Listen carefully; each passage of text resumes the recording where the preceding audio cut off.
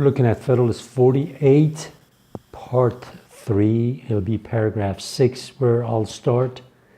As I've told you before, I will show you the different editions of the Federalist Papers. And I've suggested that when you can, read the introduction given by the scholar that has edited it, and you'll benefit a lot from it.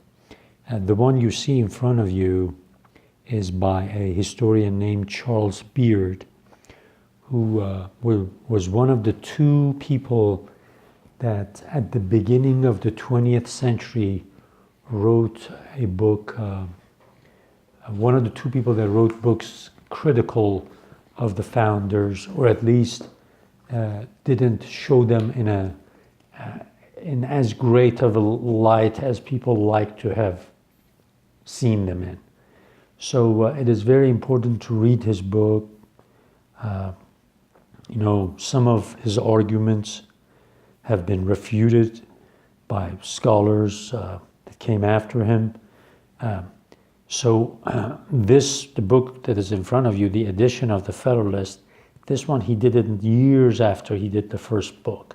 So he looks at it a little bit more positively, looks at the founders and the Federalist Papers a little positively. So I definitely encourage you to at least look at the introduction, not only of this, but all the other Federalist Papers, editions of Federalist Papers. Okay, let me start reading paragraph 6.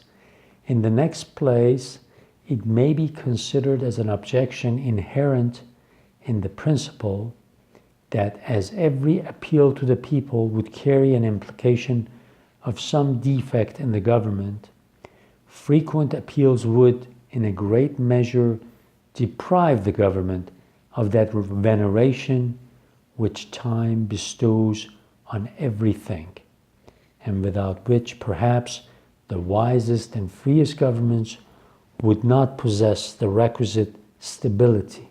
See, he brings up a very important point.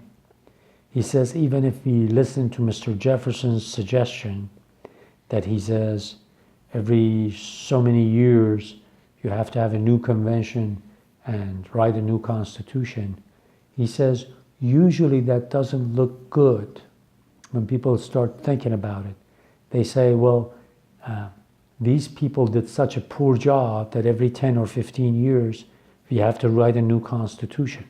And people will start losing trust in this government, in this constitution.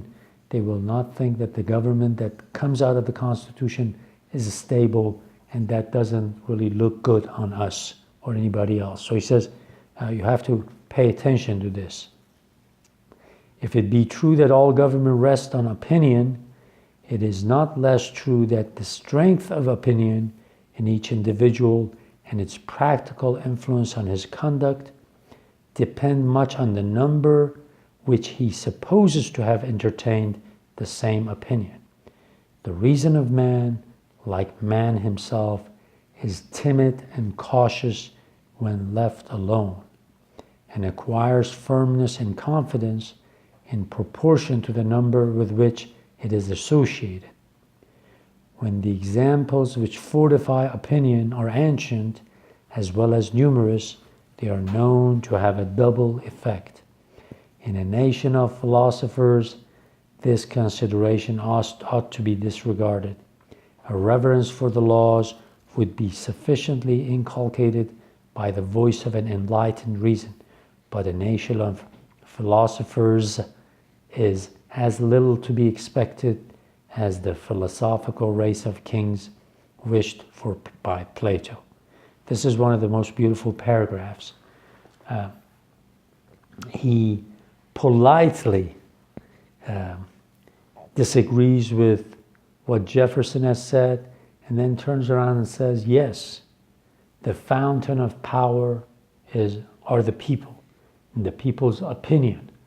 But he very politely and diplomatically says, well, a lot of people, especially when you put them in groups, they don't think rationally. They go with their passions. He says, if there were such a thing available like a nation, that everybody that lives in it were a philosopher, then yes, we could listen to Mr. Plato and establish a republic like the one he had in mind, where philosopher kings were ruled. But he says expecting something like that is absolute madness. We know such a thing is not going to happen. So he is indirectly telling people who are going to be reading the Federalist Papers, these are not your average people that are going to read it. These are people that are going to go possibly to the conventions, but most likely first of all to the Convention of New York. These are well-read people, most of the time. And they are familiar with what he says about Plato and his work, Republic. So he says, no, the chances are the majority of these people that Mr. Jefferson is referring to, they are not going to be thinking about things in long term, and they will be very passionate. And he says when passionate people get together in a group, in a gathering, I don't think you can trust them that much, especially trust them to come up with a new constitution, a good constitution. See, something like this was talked about, was written, a theologian, 20th century theologian, Reinhold Niebuhr, referred to it as a moral man and immoral society.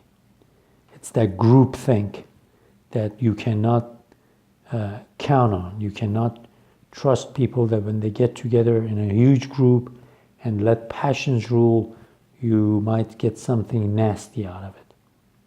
So Madison is very politely saying, no, sir. American people might be good people, but when passion takes over, they'll act like just any group of people. They'll become unreasonable and come up with some things that you cannot count on for your future happiness and prosperity. The next chapter, the last sentence in this paragraph 6, and in every other nation, the most rational government will not find it a superfluous advantage to have the prejudices of the community on its side. Next paragraph, the danger of disturbing the public tranquility by interesting too strongly the public passions is a still more serious objection against a frequent reference of constitutional questions to the decisions of the whole society. Again, Madison warns, you can't put these critical and important questions every time to a convention whose members are going to be just ordinary people.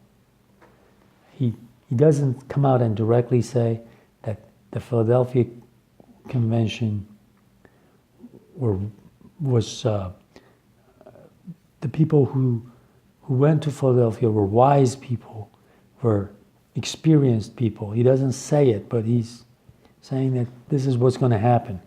You put a convention together every 15 years, all you're going to have is a big mess on your hands.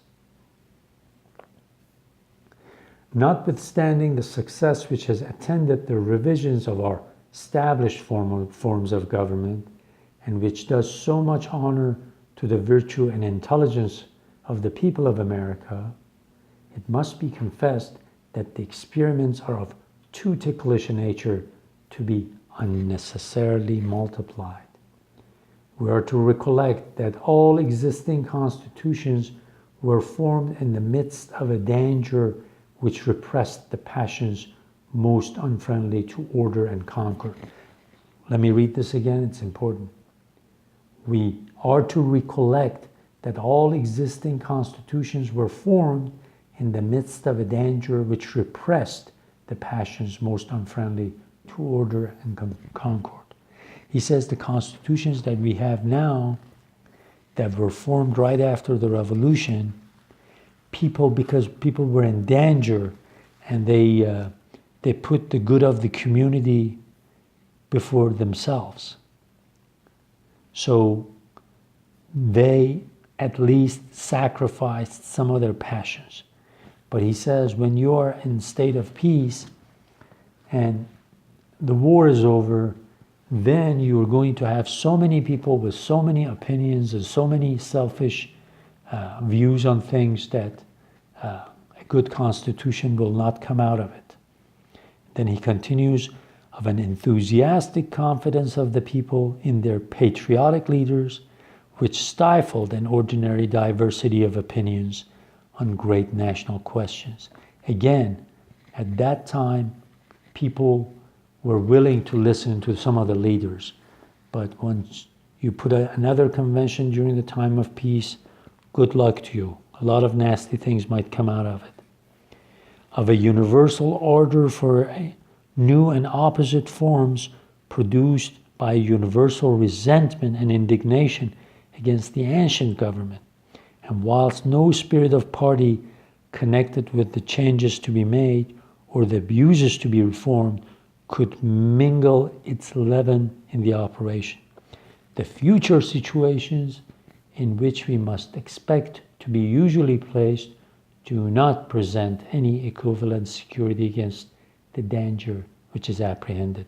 So don't expect in the time of peace to have a convention to write a constitution and expect something good to come out of it.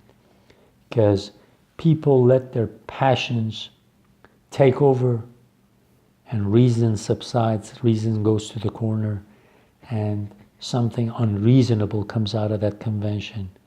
And it will be a constitution that will lead us to an ugly and chaotic place.